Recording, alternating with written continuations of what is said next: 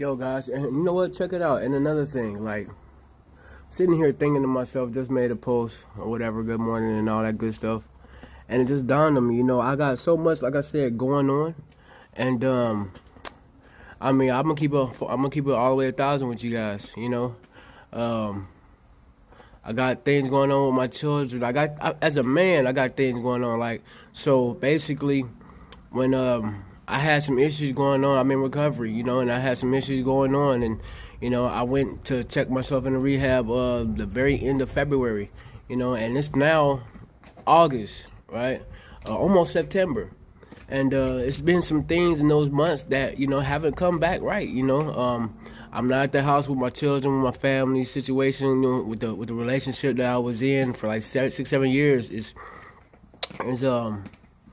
it's where it's at. It's on hold, I guess you could say, and then just the job and the working, lack of income and staying with my folks, and the things that they need, my dad, my mom, they're getting older, and the help that they could use, all the things, and just so much, being overwhelmed and things on your shoulders, having to feel like you got to be perfect always.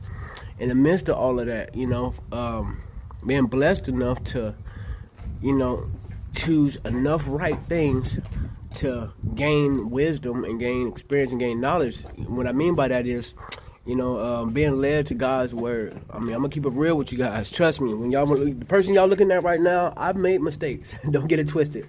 I know I look good, but I made mistakes for sure.